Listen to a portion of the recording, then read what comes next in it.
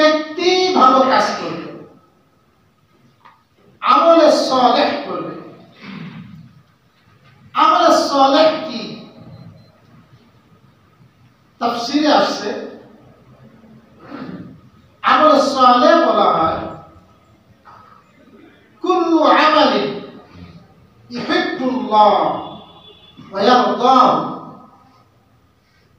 মিনাল আকওয়ালি ওয়াল আফআলিজ যাহিরা ওয়াল বাতিনা। প্রত্যেক ওই কাজ যেটা আল্লাহ ভালোবাসেন, আল্লাহ সন্তোষ প্রকাশ করেন, চাই সেটা কথার মাধ্যমে হোক অথবা বাহ্যিক আমলের দ্বারা হোক বা আভ্যন্তরীণ আমল যেমন ইখলাস, তাওয়াজু, তাওয়াক্কুল, আল্লাহর উপর ভরসা, এগুলো সব ভিতরের জিনিস, এগুলো হোক। তাহলে আমলে সালেহর পরিচয় দিলেন ওই কাজ আল্লাহর কাছে আমলে সালেহ যে কাজ আল্লাহ তাআলা ভালোবাসেন। সুতরাং মানুষের দৃষ্টিতে যেটা ভালো সেটা ভালো না, সেটাও ভালো হবে যদি ওটা আল্লাহর মর্জি মোতাবেক হয়। আর রুচি যদি নষ্ট হয়ে যায় তাহলে সে মনে করবে করবে তো খারাপ, মনে করবে ভালো, এইটার মূল্য আল্লাহর কাছে নাই। যেমন একটা উদাহরণ দিলে বুঝে আসবে, আল্লাহ তাআলা কোরআনে সুদকে হারাম করেছেন। কাকে? আল্লাহ বলেন ওয়া আহাল্লাল্লাহুল বাইআ ওয়া হারামার রিবা। আল্লাহ তাআলা বেচা কিনাকে হালাল করেছেন আর সুদকে হারাম করেছেন। এখন কোন ব্যক্তি যদি মনে করে না এই সুদি কারবার বৈধ হালাল, সে সুদের সাথে জড়িত, সুদ খায়, সুদ দেয়, অনেকে তাদেরকে মানব সেবা মনে করে, অনেক ক্ষুদ্র ঋণ প্রকল্প আছে, মানুষকে ঋণ দেয়, এই জন্য বিদেশিরা আবার তাদের প্রতি খুশি হয়, পুরস্কার দেয়। এই জন্য এগুলো মানুষের কাছে প্রশংসনীয় হতে পারে, কিন্তু আল্লাহ তাআলা সুদকে কি করেছেন? হারাম করেছেন। আপনি কোনোভাবেই সুদের সাথে জড়িত হতে পারবেন না। অনেক ভাই বাড়ি করার জন্য সুদ দেয়, সুদে টাকা নেয়, ব্যবসা একটা আছে আরো বড় করবে, তাও সুদে টাকা নেয়, বিভিন্ন ভাবে সুদের সাথে জড়িত। অথচ রাসূল বলেন যারা সুদ নেয় আর সুদ দেয়, যারা এর সাক্ষী থাকে, যারা লেখালেখি করে, যাদের উপস্থিতিতে হয়, এদের প্রত্যেকের পরে আল্লাহ তাআলা লানত, আল্লাহর অভিশাপ। প্রিয় ভাইরা, তাহলে আল্লাহ তাআলা যেটা হারাম করেছেন সেটা হারাম। আপনি এইটা খেয়ে যদি মনে করেন আপনি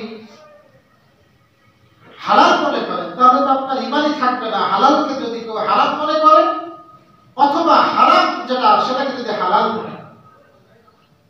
আর নবীজি বলেন ওই শরীর লাহমু নাবাতা বিসসুহুদ ফান্নারু আওলা বিহা।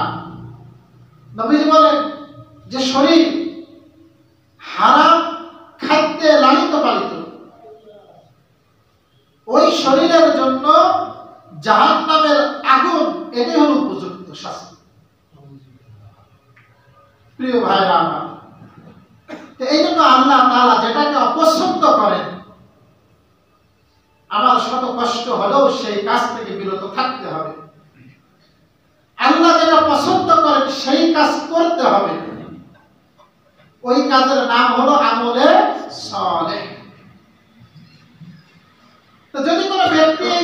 স্বীকার করে ভালো কর্ম করে, আমল সালেহ করে, ঈমানের সাথে নবীর তরিকা মেনে করে, আল্লাহ পুরস্কার দিলেন 1 নম্বর হায়াতাত তাইয়্যিবা। হায়াতাত তাইয়্যিবা কি? তাফসীরের একটা বিখ্যাত কিতাব তাফসীরে রূহুল মাআনি, মাহমুদ আলুসি রাহিমাহুল্লাহ লেখা।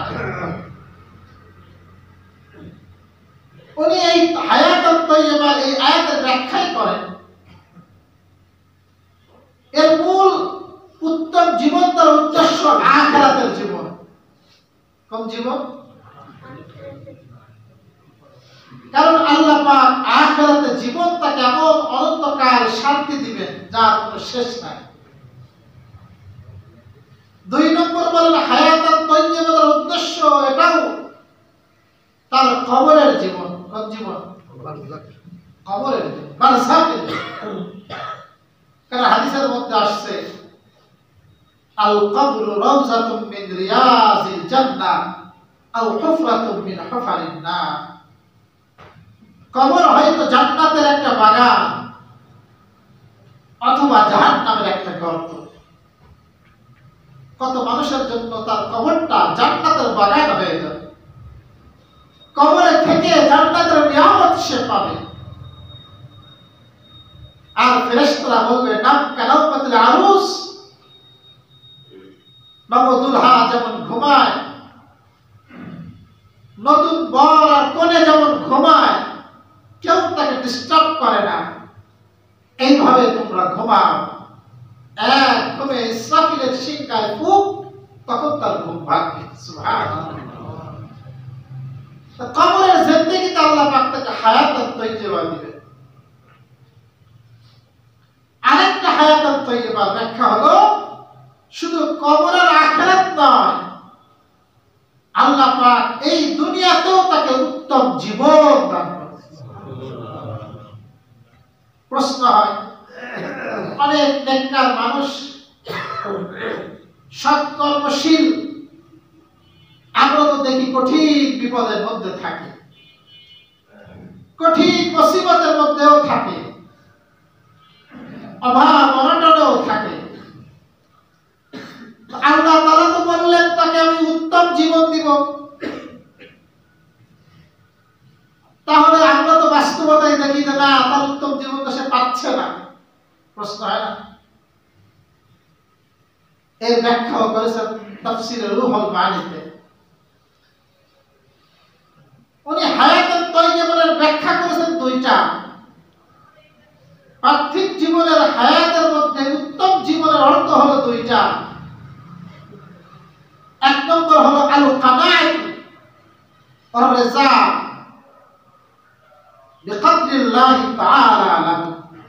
1 নম্বর হলো যারা পৃথিবীতে সৎকর্ম করবে, প্রকৃত সৎকর্ম করবে, আল্লাহ তাআলা তাদেরকে অল্পে তুষ্টি দান করবে।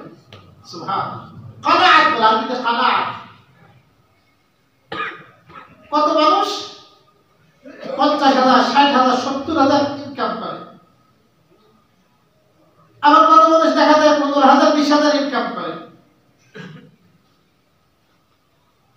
দেখা যায় অনেক ক্ষেত্রে একজন ব্যক্তি যার উপার্জন কম 15-20,000, আরেকজনের 1 লাখ, কিন্তু এই অল্প উপার্জন ব্যক্তিকে আল্লাহ পাক যে শান্তিতে রাখেন, মনের মধ্যে যে অনাবিল শান্তি দেন, তার থেকে অধিক 5 গুণ 10 গুণ উপার্জনকারীর মধ্যে সেটা দেন না, যদি না তার মধ্যে আল্লাহর প্রতি ভরসা থাকে।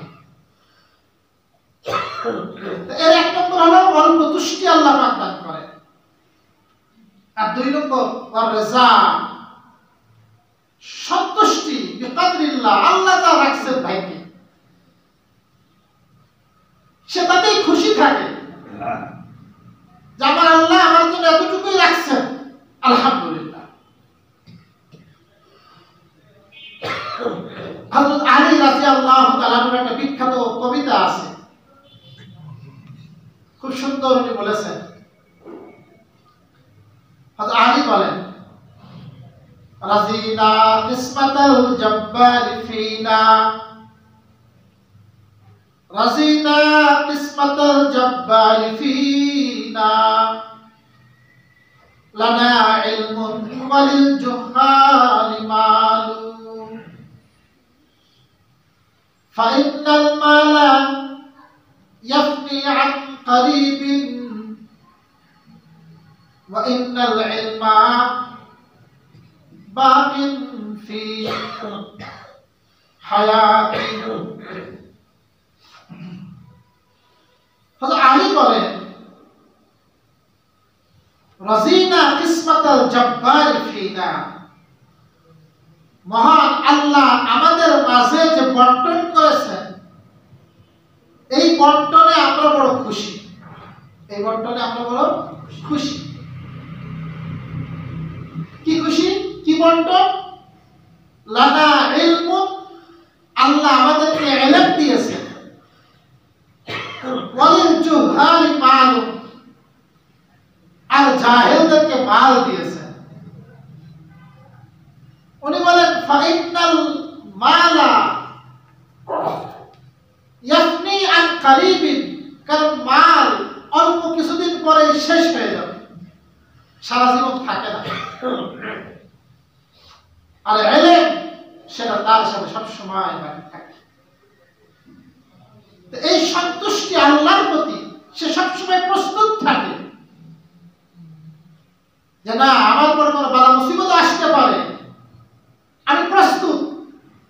সুতরাং হয় কি, ওই বালা মুসিবত আসলে তার অন্তরকে আর ক্ষত বিক্ষত করতে পারে।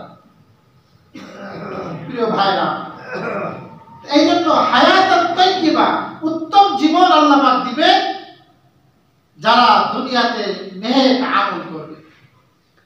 আর 2 নম্বর শুধু এতটুকুই না, আল্লাহ বলেন ওয়ালা নাজজিয়ান্নাহুম আজরাহুম, আমি তাদের পারিশ্রমিক একেবারে পরিপূর্ণ রূপে বিআহসানি, সুন্দর রূপে পরিশোধ করে দিব যা তারা দুনিয়াতে কাজ করছে। সুবহানাল্লাহ। আল্লাহর পরিশোধটা কেমন হবে? সহিহ বুখারী ও মুসলিমের হাদিস, আব্দুল্লাহ ইবনে মাসউদ রাদিয়াল্লাহু তাআলা আনহু থেকে বর্ণিত। তিনি বলেন, ইন্নী লাআলামু মান কানা আখিরা আহলিল জান্নাহ, আমার ভালো করে জানা আছে কোন ব্যক্তিটা সর্বশেষ জাহান্নাম থেকে বের হবে এবং সর্বশেষ জান্নাতে প্রবেশ করবে। জাহান্নামে যখন জাহান্নামীরা চলে যাবে, আল্লাহ সুবহানাহু ওয়া তাআলা অনেক জাহান্নামীকে আবার ওই জাহান্নামের শাস্তি ভোগ করার পরে বিভিন্ন সুপারিশে আল্লাহর মর্জিতে আল্লাহ পাক তাদেরকে একে একে অনেককে জাহান্নাম থেকে মুক্তি দিয়ে জান্নাতে প্রবেশ করাবে। এই যাদেরকে প্রবেশ করাবে, নবীজি বলেন তার সর্বশেষ ব্যক্তি কে? এটা আমার জানা আছে যে সর্বশেষ জাহান্নাম থেকে বের হবে আর জান্নাতে সর্বশেষ প্রবেশ করবে, মানে ওর পরে আর জান্নাতে কেউ যাবে না। নবীজি বলেন সেই ব্যক্তি হলো যখন জাহান্নাম থেকে বের হবে, হাওয়ান হামাগুড়ি দিয়ে বের হবে, তার পা আর হাত দিয়ে এইভাবে ঘাসড়াইতে ঘাসড়াইতে আসবে, সমস্ত শরীর ক্ষত বিক্ষত থাকবে। জাহান্নাম থেকে যখন বের হবে তখন ওর মতো সুখী কেউ থাকবে না। ও বলবে যদি আল্লাহ যদি কোনো নিয়ামত আর নাও দেয়, আল্লাহ যে জাহান্নাম থেকে আমার রক্ষা করেছেন এটাই আমি খুশি। দূরে দেখবে একটা গাছ, ও আল্লাহর কাছে আবেদন করবে, আল্লাহ আমাকে একটু গাছের নিচে যাওয়ার সুযোগ দাও, আমি একটু গাছের নিচে যেতে চাই, একটু ছায়া গ্রহণ করো। আল্লাহ বলবে যদি গাছের কাছে নিই আর কোনো আবেদন তো নাই, বলে না আর কোনো আবেদন না, এটাই আবেদন শেষ। আল্লাহ ফেরেশতাদের হুকুম দিবেন, ওই লোকটাকে গাছের নিচে রাখা হবে। ও কিছু সময় অবস্থান করার পর, কিছু কাল অবস্থান করার পর দূরে দেখবে ওর থেকেও সুন্দর গাছ, ওর থেকেও মনোরম পরিবেশ। এরপরে বলবে আল্লাহ আমাকে ওই গাছটার কাছে যেতে দেন। আল্লাহ বলবেন তুই না একটু আগে আমার সাথে কথা দিয়েছিলে আবেদন করবি না? বললে আল্লাহ তুমি দাও। আর কোনো আবেদন তো নাই? বলে না আবেদন নাই। আল্লাহ ফেরেশতাদেরকে সুযোগ দেয়, এবার আরো সামনের গাছের কাছে নেওয়া হবে। এরপর ওখান থেকে সে জান্নাতের নাজ নিয়ামত দেখতে পাবে। সুবহানাল্লাহ।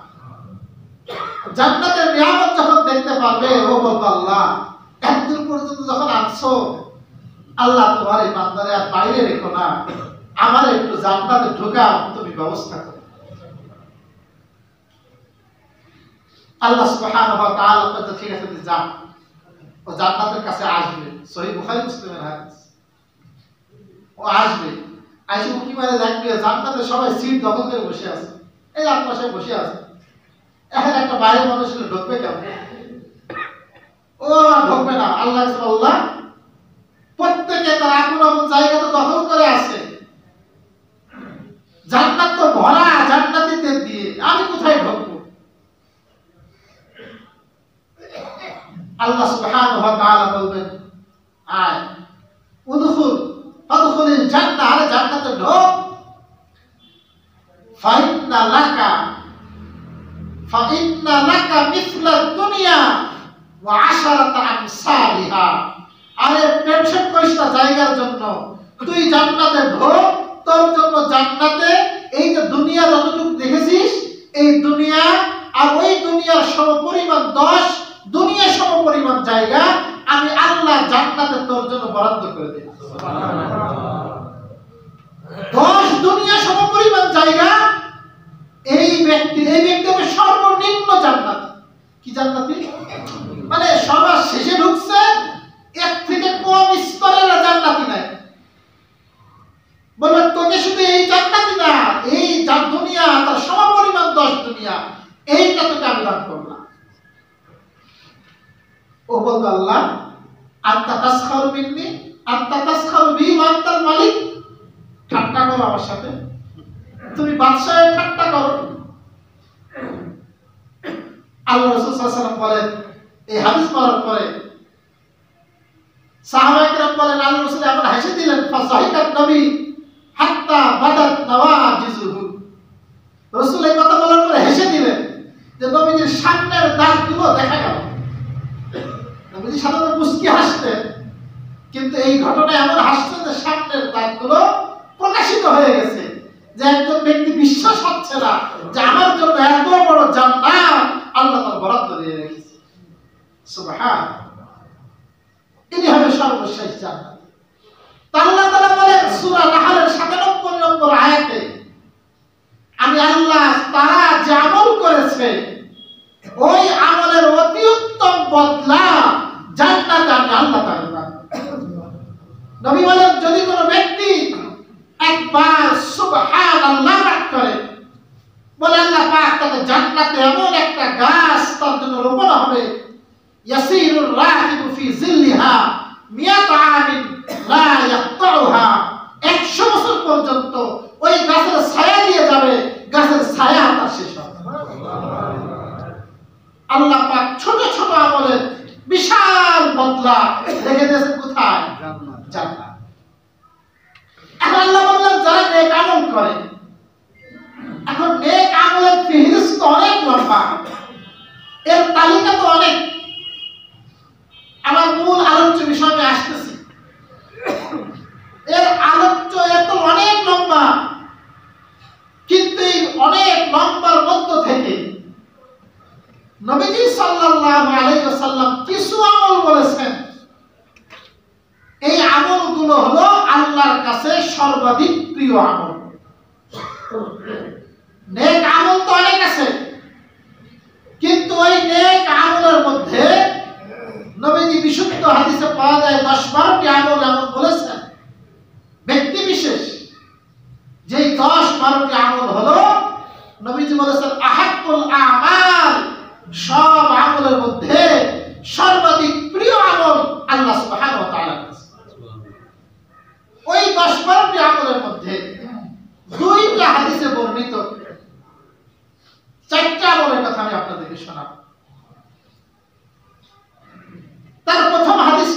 এটা বিখ্যাত হাদিসের কিতাব আত-তারগীব ওয়াত তারহীব, আল্লামা ইবনুল মুনজিরি রাহিমাহুল্লাহ লেখা। হাদিসটি সহিহ সূত্রে বর্ণিত। একজন সাহাবী নবীজিকে জিজ্ঞাসা করলেন, হাসান গোত্রের এক ব্যক্তি, আইয়ুল আমালি আহাব্বু ইলাল্লাহ, হে নবী, আল্লাহর কাছে সবচেয়ে প্রিয় আমল কোনটি? নবীজি বলেন, এক নম্বরে বলেন আল ঈমানু বিল্লাহ, আল্লাহর প্রতি ঈমান আনা। কি আনা? আল্লাহর প্রতি মজবুত ঈমান আনতে হবে। ঈমান, মজবুতির সাথে ঈমান। ইসলামে যে আপনি এখন ইসলামের পরে আছেন, মসজিদের মধ্যে আসলেন, আমার গান বাজনা অফিস হলো, সেখানে আপনি গান বাজনা শরীক হয়ে গেলেন, এটা নাম ঈমান না। ঈমান হলো আমি সর্বক্ষেত্রে, আমার জীবনটাও যদি চলে যায়, আমি মৃত্যু করে ঢলে পড়ব, তখনও আমার মুখ থেকে বের হবে লা ইলাহা ইল্লাল্লাহ, তখন আমার মুখ থেকে বের হবে আমার আল্লাহ এক, আমার আল্লাহর হুকুম, এটা অলঙ্ঘনীয় বিধান, আমাকে মানতেই হবে, মানতেই হবে। হযরত সুমাইয়া রাদিয়াল্লাহু তাআলা আনহা, আবু জাহেল ইসলাম আনার জন্য কি কষ্ট দিয়েছিল, সমস্ত মানুষ তাকে ঘিরে ধরছে আর বলছে, যদি তুমি ঈমান থেকে ফিরে না আসো, তোমাকে হত্যা করা হবে। সুমাইয়া রাদিয়াল্লাহু তাআলা আনহা উনি বলছিলেন, তুমি মারতে পারো, আমি ঈমান ছাড়তে পারবো। আবু জাহেল বিষাক্ত তীর নিয়ে লজ্জাস্থানে তীর নিক্ষেপ করেছে। ইসলামের প্রথম শহীদ একজন মহিলা, তার নাম ছিল হযরত সুমাইয়া রাদিয়াল্লাহু তাআলা আনহা। ওনার কবরটা এখনো মসজিদে হারামের পাশে এখনো আছে। শুধু তীর মেরে শহীদ করেনি, দুই পা রশিদে বেঁধে, দুই উটের পায়ের সাথে বেঁধে দিয়েছে, আর পুরো শরীরটাকে দ্বিখণ্ডিত করে দিয়েছিল এই আবু জাহেল আর তার বাহিনী হযরত সুমাইয়া রাদিয়াল্লাহু তাআলা। ওই সময় তিনি বলেছিলেন, আমি ঈমানের উপর অটল আছি। আজকে আমাদের মা বোনদের এই ঘটনা যদি আমাদের সামনে থাকে, পর্দা কোথায় গেল? কি জবাব আমরা দেব হযরত সুমাইয়ার সামনে? আমার স্ত্রী, আমার সন্তান, আমার অধীনস্থ, তার পর্দার জিম্মাদারি আল্লাহ আমাকে দান করেছে। প্রিয় ভাইরা আমার, এই জন্য ঈমান সবার আগে। ঈমান কিসের আগে? ঈমান সবার আগে। ঈমানের সাথে কোনো মুসলমান আপোষ করতে পারে না। ইসলাম এটা গোল আলুমার্কা ধর্ম না। আপনি মসজিদে এসে আল্লাহ বলবেন, রাস্তা দিয়ে একটা হুজুর হেঁটে যাচ্ছে, হুজুর দেখলে হুজুরদের সম্পর্কে ভালো কথা বলবেন, এই হুজুরদের ক্ষমতা আনা দরকার, বলতে কথা রাস্তা গেলে বলে। আবার দেখা যাবে আপনি কাজ করবেন হুজুরের বিরোধী, আপনি নাচ গানের মধ্যেও আছেন, হারামের সাথে জড়িতও আছেন। প্রিয় ভাইরা, সব জায়গায় থাকা দরকার। উদখুলু ফিস সিলমি কাফা, ইসলামে দাখিল হতে হবে পরিপূর্ণ। দুই নম্বরে সুম্মা প্রশ্ন করা হলো কোনটি? প্রিয় আমল আল্লাহর কাছে।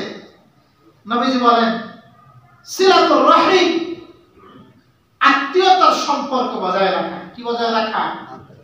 আপনার আত্মীয় যারা আছে তাদের সাথে আপনার সম্পর্ক রাখতে হবে, তাদেরকে আপনার সাথে ভালোবাসা রাখতে হবে, মহাব্বতপূর্ণ আচরণ করতে হবে। এই সম্পর্কে বুখারী শরীফের এক বর্ণনা আসছে, যখন আল্লাহ রাসূলের কাছে প্রথম ওহী আসে, খুব কম্পিত ছিলেন, ভয়ঙ্কর অবস্থায় ছিল নবীজি। হযরত খাদিজা বলেছিলেন, কাল্লা লা ইউযিকাল্লাহু আবাদা, নবী আপনি ভয় পেয়েন না, আপনি আল্লাহ কখনোই লাঞ্ছিত করবেন না। কারণ আত্মার মধ্যে কিছু গুণ আছে, এই গুণগুলো যাদের মধ্যে থাকে আল্লাহ তাদেরকে লাঞ্ছিত করেন না। আপনার একটা বড় গুণ, আপনি আত্মীয়তা সম্পর্ক বজায় রাখেন। প্রিয় ভাইরা, আত্মীয়দের সম্পর্ক বজায় রাখেন। সুম্মা আইয়ুন, 3 নম্বর প্রশ্ন করা হয়। 3 নম্বরে রাসূল বললেন আমরু বিল মারুফ ওয়া নাহয়ু আনিল মুনকার, সৎ কাজের আদেশ, অসৎ কাজের নিষেধ। এই সৎ কাজের আদেশ আর অসৎ কাজের নিষেধ, এটা হলো আল্লাহর কাছে বড় প্রিয় আমল। সমাজের মধ্যে ইনসাফ আর ন্যায় বিচার প্রতিষ্ঠা করার জন্য সৎ কাজের আদেশ, অসৎ কাজের নিষেধ, এটা বড় জরুরি, বড় আহাম কাজ। তো এই হাদিস রাসূল এই 3টা কথা বলেছেন। সংক্ষেপে আরেকটা হাদিসের মধ্যে এটাও একটা রবিবাতার হিবের হাদিস, এটাও সনদ সহিহ। নবীজি বলেন প্রিয় আমল কি? রাসূলকে প্রশ্ন করা হলো। নবীজি বলেন আনতা মুতা ওয়া লিসানুকা ওয়াকুন বিযিকরিল্লাহ, তুমি এমন অবস্থায় মৃত্যুবরণ করবে তোমার জিহ্বা আল্লাহর জিকিরে তাজা থাকবে, সতেজ থাকবে। তোমার মৃত্যুর সময় তুমি এই আল্লাহ পাকের জিকির করতে করতে মরবে। বলে এইটা হলো আল্লাহ তাআলার কাছে সর্বাধিক প্রিয়। কোন অবস্থায় করতে হবে? আমার জিহ্বা আল্লাহর জিকিরে তাজা থাকবে। বুখারী শরীফের এক হাদিসে নবীজি বলেন আলা উনাব্বিউকা বিখাইরিল আমাল, আমি কি তোমাদেরকে সবচেয়ে শ্রেষ্ঠ আমল কোনটা এটা বলে দিব? ওয়া আসকাহা ইনদা মালিকিকুম, তোমাদের মালিকের কাছে সবচেয়ে পবিত্র আমল কোনটি এটা বলে দিব। ওয়া আরফাউ ফি দারাজাতিকুম, এবং মর্যাদায় যেই আমলটা অনেক উপরে, সবচেয়ে উপরে, সেই আমলের কথা বলে দিব। ওয়া খায়রুল লাকুম আন তুনফিকু ফি সাবিলিল্লাহ যাহাব ওয়াল ফিজ্জা, আল্লাহর রাস্তায় সোনা রূপা দান করার চেয়েও শ্রেষ্ঠ আমলের কথা তোমাদেরকে বলে দিব। ওয়া খায়রুন, আরো আন তুলকু আদুওয়াকুম, তুমি তোমার শত্রুর সাথে সম্মুখীন হবে যুদ্ধের ময়দানে, তোমার জীবন যাবে, তার জীবন নিবা। বলে এর চেয়েও শ্রেষ্ঠ আমলের কথা বলে দিব। ক্বালু বালা ইয়া রাসূলুল্লাহ, এটা কেমনে সম্ভব? যুদ্ধের ময়দানে জীবন দেওয়ার থেকেও শ্রেষ্ঠ আমল, সোনা রূপা দান করার চেয়েও শ্রেষ্ঠ আমল কি আমল সেটা ইয়া রাসূলুল্লাহ? নবীজি সংক্ষেপে বললেন যিকরুল্লাহি তাআলা, আল্লাহ পাকের জিকির, আল্লাহ পাকের স্মরণ। এইটা হলো 5টা যে পূর্বে বলেছি, এই 5 আমলের থেকে শ্রেষ্ঠ আমল আল্লাহ পাকের জিকির। এখন এই জিকির আমার মুখে এমনি আসবে? আমি সারা জীবন গান শুনছি, সারা জীবন গান শুনতে শুনতে ঘুমাইছি, কানের থেকে ইয়ারফোন নামাইনি আমি জীবনে। আর আপনি মৃত্যুর সময় কালিমার আশা করেন, এটা কখনোই হতে পারে না। সব মুফাসসির বলেছেন যারা তার ব্যক্তি জীবনে, তার বেঁচে থাকা দুনিয়ায় যে বেশি বেশি জিকির করবে, সবসময় আল্লাহর স্মরণ করবে, আল্লাহ রাব্বুল আলামিন তার মৃত্যুর আগে ফেরেশতাদের মাধ্যমে তাকে স্মরণ করায় দিবেন যে তুমি এখন পড়ো লা ইলাহা ইল্লাল্লাহ মুহাম্মাদুর রাসূলুল্লাহ। ওই ব্যক্তি লা ইলাহা ইল্লাল্লাহ পড়তে পড়তে মালাকুল মউতের ডাকে সাড়া দিয়ে দুনিয়া থেকে সে বিদায়। আর নবীজি বলেন মান কানা আখিরু কালিমাতিন লা ইলাহা ইল্লাল্লাহ দাখালাল জান্নাহ, যার সর্বশেষ কথা হবে লা ইলাহা ইল্লাল্লাহ, তার ঠিকানা কি? জান্নাত। প্রিয় ভাই আমার, এই জন্য আসুন, জিকির একেবারে সহজ আমল, হাঁটতে চলতে করা যায়, উঠতে বসতে করা যায়, এর জন্য ওযু শর্ত না, আপনি যে কোনো অবস্থায় জিকির করতে পারবেন। আসুন ভাই, আমরা আমাদের জবানটাকে জিকিরের দ্বারা তাজা রাখার চেষ্টা করি। আল্লাহ পাক আমাদেরকে তৌফিক দান করুন। আমিন। ওয়া